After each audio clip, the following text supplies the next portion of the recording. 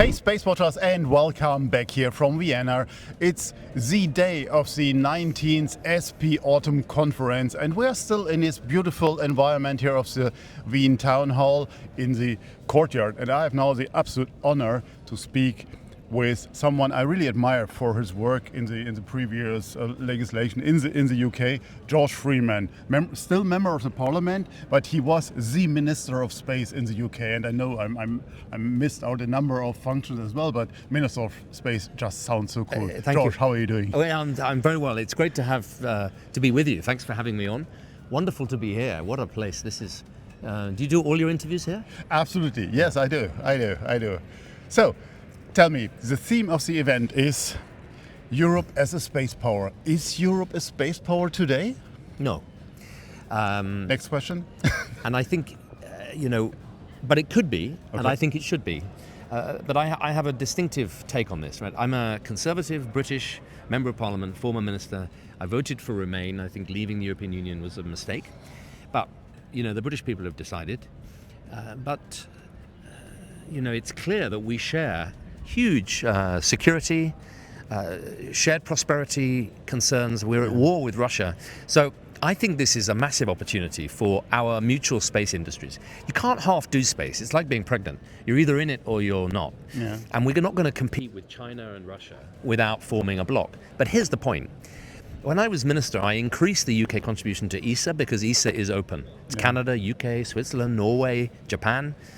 But Thierry Breton, the then commissioner, said, we'll take your money, but the supply chains for IRIS, for the big constellation, no UK involvement, only for EU members.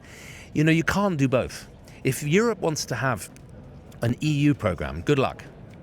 But I think the bigger opportunity would be for Europe to anchor a global network of countries who don't want to be in the Beijing, Moscow, or Pentagon game. And they want to build security and resilience. And that would be Canada, Norway, Switzerland, Luxembourg, yes, the EU, Japan, Australia, New Zealand. That would be a big club. Yeah. I think that's very exciting. And that's really why I've come here today, to encourage Europe to open and lead a global coalition.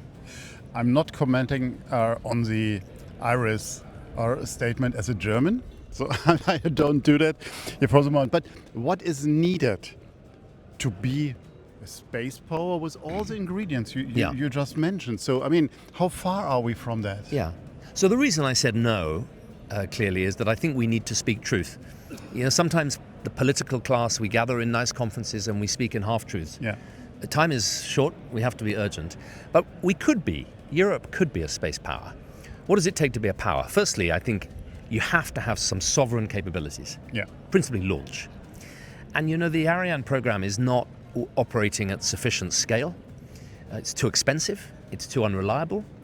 I think last year China launched 180, America launched 150, we launched 3. So we're not, that is key if we want to be a power. Secondly, we're not investing enough of our very significant resources. A point Joseph made very well. The European economies are huge, but we're putting tiny amounts into space. 3, the industrial supply chain is too fragmented. Yeah. Now, some good news recently, the merger of Thales and others. Look at Airbus. We were nothing in the global airline industry, dominated by America. We could do the same in space. Now Airbus has 55-60%. So there are some things that we have a good platform for. But crucially, we need to decide if it's going to be an EU political program or a Europe-anchored global program, open, commercial. That's what I'd like, because I'd like us to be participating. Aren't we on our way? The 35 billion of Europe putting into the defense pot, not the civil side, but on the defense pot. The 5 billion that we will put in our ESA contribution.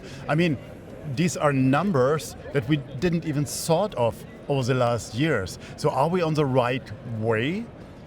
Giving the political constraints still remain. Yeah, we're definitely making progress. The question, I think, is, are we making fast enough progress, given, firstly, the scale and pace of the China-America dominance? We need to move quite quickly. It's not like 15, 20 years. It's now we have to move.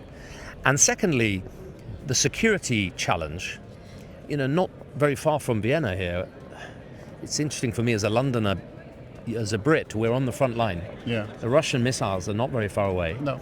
And I think there's a danger that the security surge is very narrowly focused on defense, Yep. not on Earth observation, on the dual use. So that's why today I'm calling for to harness the defense surge, to lay the foundations of a small E European economic dominance of a global and open space community. What is the situation in the UK right now when it comes to everything you just draw? Is the UK ready for being part of it? Are a few ready?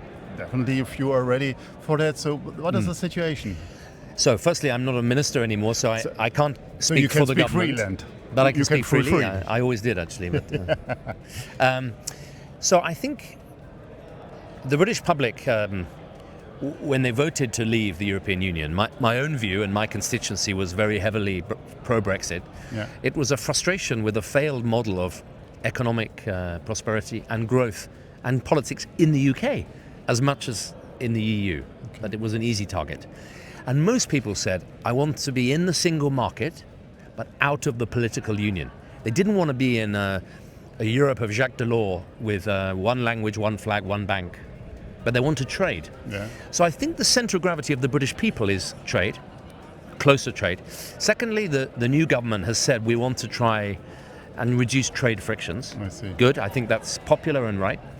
And thirdly, the defence change is enormous, right? Suddenly, Finland, Sweden, all these countries signing up. The Ukraine challenge has really crystallized the threat. So I think the lights are green, not for us to have another referendum to rejoin the EU, but to take this defense threat as a chance to build in drones, in cybersecurity, in space, in the new domain, a framework that is one of the big blocks in the world. China, America, and a European-anchored network of space for security, for sustainability, for peace, for cooperation and for trade.